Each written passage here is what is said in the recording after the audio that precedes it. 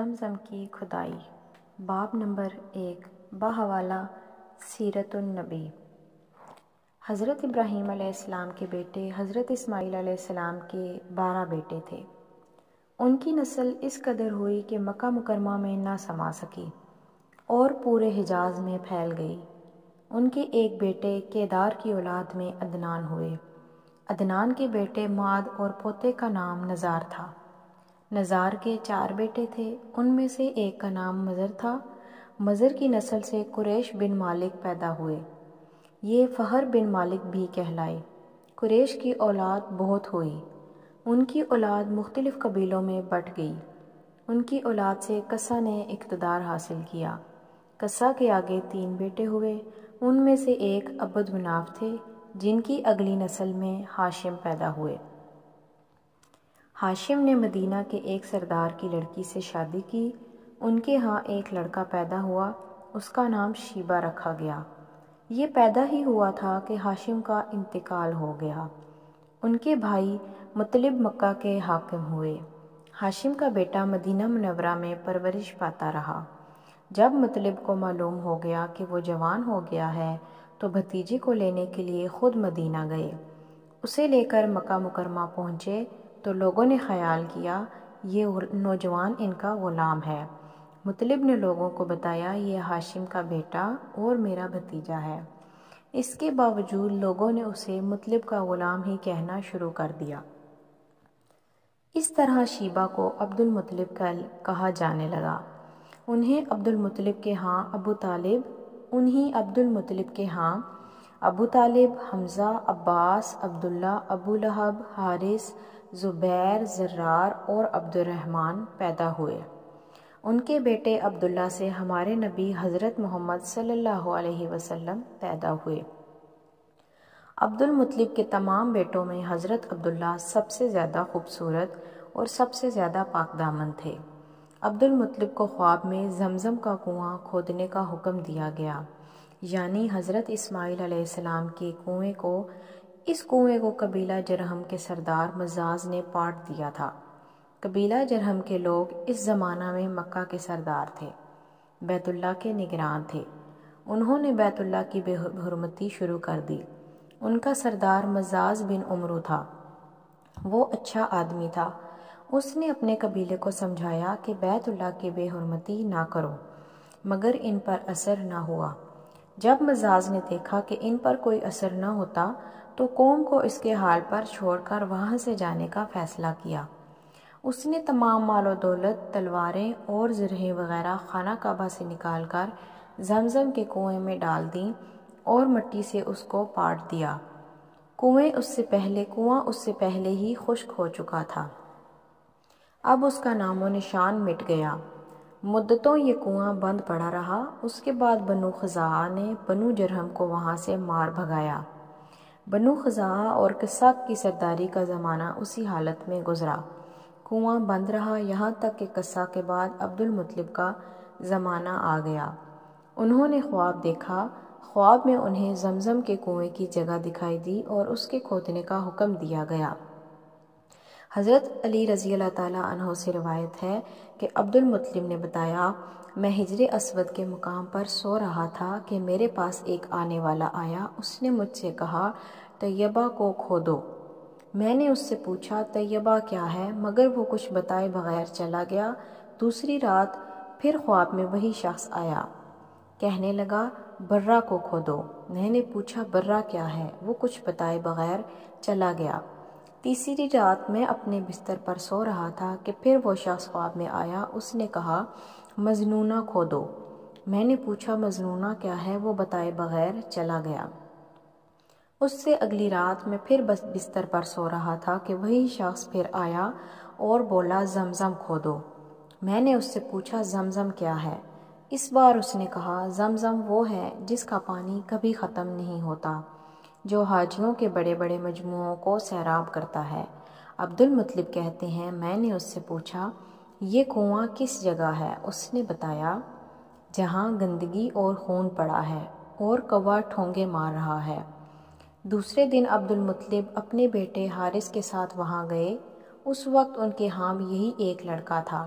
انہوں نے دیکھا وہاں گندگی اور خون پڑا تھا اور ایک کوا ٹھونگے مار رہا تھا۔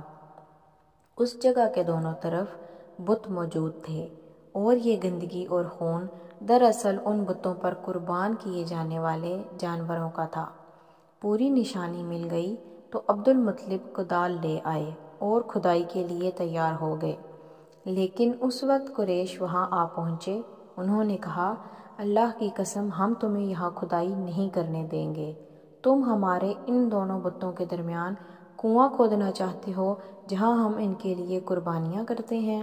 عبد المطلب نے ان کی بات سن کر اپنے بیٹے حارث سے کہا، تم ان لوگوں کو میرے قریب نہ آنے دو، میں کھدائی کا کام کرتا رہوں گا، اس لیے کہ مجھے جس کام کا حکم دیا گیا ہے میں اس کو ضرور پورا کروں گا۔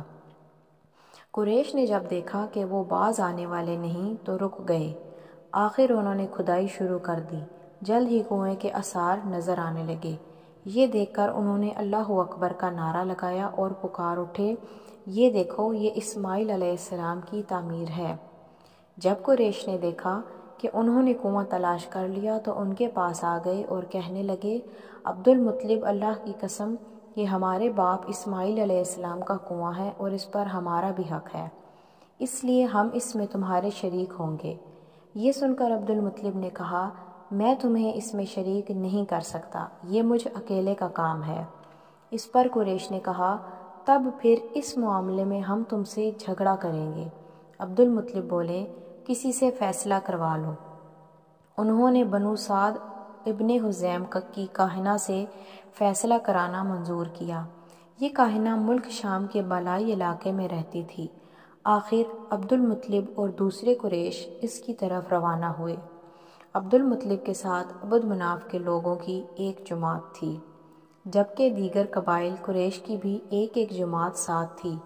اس زمانہ میں ملک حجاز اور شام کے درمیان ایک بیابان میدان تھا، وہاں کہیں پانی نہیں تھا۔ اس میدان میں ان کا پانی ختم ہو گیا، سب لوگ پیاس سے بے حال ہو گئے، یہاں تک کہ انہیں اپنی موت کا یقین ہو گیا۔ انہوں نے قریش کے دوسرے لوگوں سے پانی مانگا، لیکن انہوں نے پانی دینے سے انکار کر دیا۔ اب انہوں نے ادھر ادھر پانی تلاش کرنے کا ارادہ کیا۔ عبد المطلب اٹھ کر اپنی سواری کے پاس آئے۔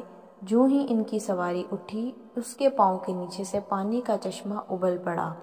انہوں نے پانی کو دیکھ کر اللہ اکبر کا نعرہ لگایا۔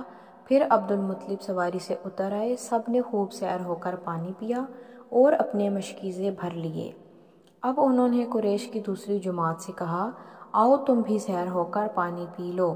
اب وہ بھی آگے آئے اور خوب پانی پیا۔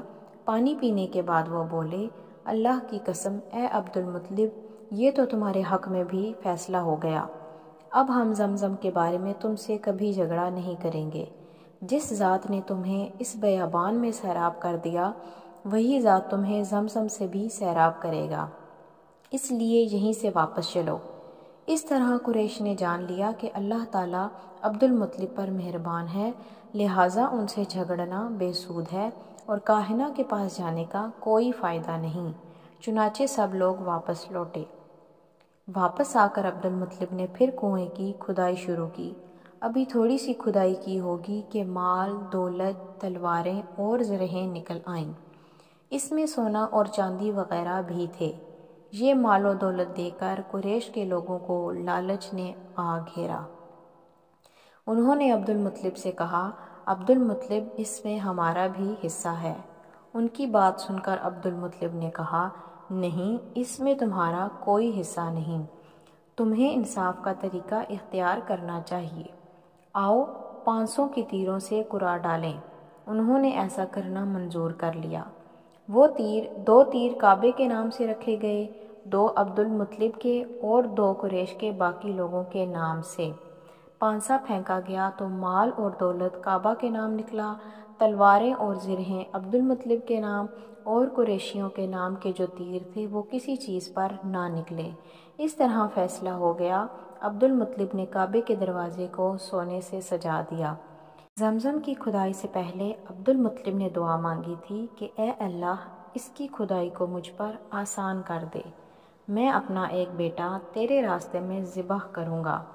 اب جب کہ کنواں نکل آیا تو انہیں خواب میں حکم دیا گیا اپنی منت پوری کرو، یعنی ایک بیٹے کو ذبح کرو۔ اگلی ویڈیو میں باب نمبر 2 پیش کیا جائے گا۔ تب تک کے لیے مجھے اجازت دیجیے۔ اللہ حافظ۔ جزاک اللہ و خیرا احسانہ۔